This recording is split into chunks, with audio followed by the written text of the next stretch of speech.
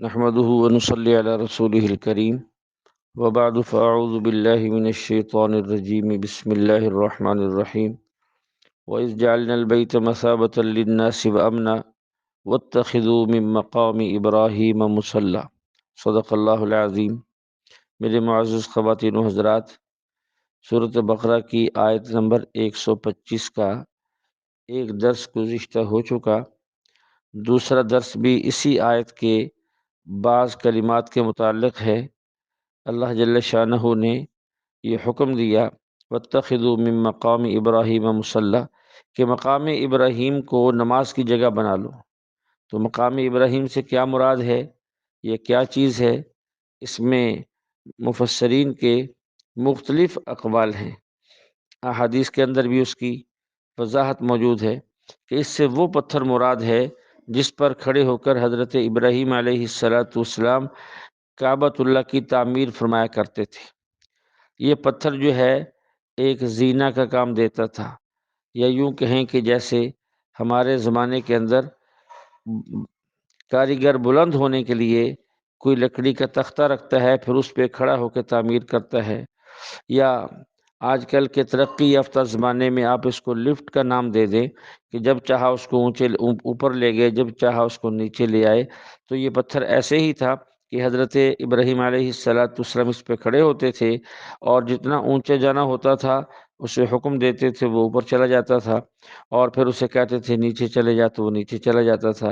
حضرت اسماعیل علیہ السلام انہیں جو ہے پتھر پکڑاتے اور اس کو لگانے والی چیزیں پکڑاتے اور وہ تعمیر کرتے جاتے تھے۔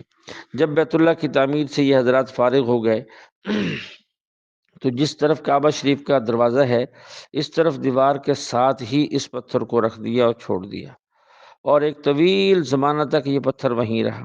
حضور صلی اللہ علیہ وسلم کے زمانہ میں بھی اسی جگہ رہا، اور حضرت ابوبکر صدیق رضی اللہ عنہ کے زمانہ میں بھی اسی جگہ رہا۔ پھر جب حضرت عمر رضی اللہ عنہ کا زمانہ آیا تو انہوں نے وہاں سے ہٹا کر اس کو اس جگہ رکھ دیا جس جگہ آج ہم دیکھتے ہیں، یعنی بیت اللہ کی دیوار سے کوئی 8-10 صفیں پیچھے کر کے اس کو رکھ دیا۔ اب چونکہ صحابہ کرام موجود تھے، یہاں کسی کو یہ اشکال کرنے کی ضرورت نہیں ہے کہ حضرت عمر نے ایسا کیوں کیا، کس دلیل سے کیا، تو اس بات کو سمجھیں۔ صحابہ کرام موجود تھے، اس کی جگہ صحابہ کرام کی موجودگی میں بدلی گئی، تو کسی صحابی نے اس پر کوئی اعتراض نہیں کیا۔ گویا صحابہ کا اس پر اتفاق اور اتحاد اور اجماع ہو گیا ہے کہ حضرت عمر رضی اللہ عنہ جو کیا ہے وہ درست کیا ہے، اس لیے کسی قسم کا اشکال پیدا نہیں ہوتا۔ اور دوسری بات یہ بھی ذہن میں رکھیں، حضرت عمر رضی اللہ عنہ خلفائے راشدین میں سے ہیں، اور خلفائے راشدین کے طریقہ پر چلنے کا حکم اللہ کے نبی نے ہمیں دیا ہے۔ فرمایا علیکم بسنتی وسنت الخلفاء الراشدین، میری سنت کو بھی لازم پکڑو اور خلفاء راشدین کی سنت کو بھی لازم پکڑو۔ اور دوسری دلیل جو شیخین کی اتباع کے بارے میں ہمیں ملتی ہے، امام ترمذی رحمۃ اللہ علیہ اپنی کتاب الجامع الصحیح کے اندر لائے ہیں، اقتدوا بالذین من بعد ابی بکر و عمر، میرے بعد اتباع کرنا کس کا؟ ابو بکر کا اور عمر کا۔ اب اس لیے حضرت عمر رضی اللہ عنہ جو کام کیا ہے وہ ہمارے لیے سنت کا درجہ رکھتا ہے، جو انہوں نے فرما دیا، جو انہوں نے کر کے دکھایا، اس پر کسی کو اعتراض نہیں ہے۔ باقی یہ کہ اس کو ہٹانے کی حکمت کیا تھی؟ حکمت یہ تھی کہ اس زمانے میں لوگ طواف کرنے والے بھی کم ہوتے تھے تو رکعتین پڑھنے والے بھی کم ہوتے تھے۔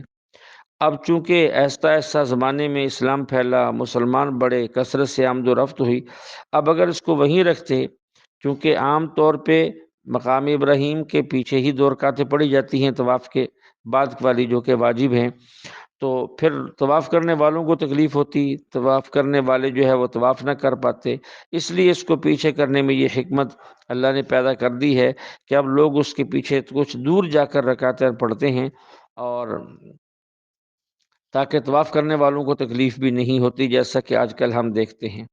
تو یہ مقام ابراہیم کا یہ پتھر جو ہے یہ ایک زمانہ تک جو ہے سابقہ حکومتوں نے ایک چھوٹی سی 4 دیواری کر کے اس کے اندر رکھا ہوا تھا اور اس کو تالا لگایا ہوا تھا، لیکن موجودہ سعودی حکومت نے، آل سعود نے اسے وہ چھت والی عمارت ختم کرنے کے بعد مقام ابراہیم کے اس پتھر کو ایک بڑے ہی خوبصورت بلوری شیشہ میں رکھ دیا ہے، باہر سے مقام ابراہیم دکھائی بھی دیتا ہے، جس میں حضرت ابراہیم علیہ السلام کے مبارک قدم مبارک کے نشانات بھی صاف نظر آتے ہیں، اور حجاج اور معتمرین اور زائرین جو ہے اس کی زیارت بھی کرتے ہیں۔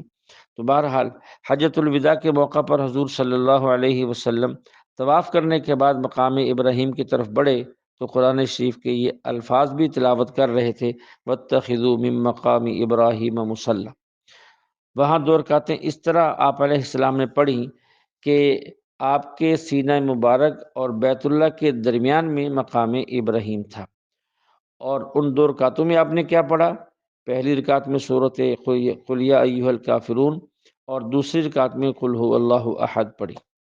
ایک روایت مقام ابراہیم کے بارے میں یہ بھی ہے، حضرت عمر رضی اللہ عنہ نے ایک دفعہ عرض کیا، یا رسول اللہ، مقام ابراہیم کو تو نماز کی جگہ بنا لینا چاہیے، اگر بنا لیا جاتا تو کیا ہی اچھا ہوتا۔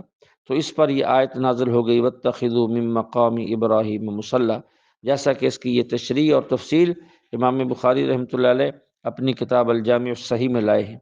تو طواف کے بعد جو دو رکعت پڑھی جاتی ہیں ان کا پڑھنا واجب ہے۔ یہ مسجد حرام میں کہیں بھی پڑھی جا سکتی ہے، لیکن مقام ابراہیم کے پیچھے پڑھنا افضل ہے۔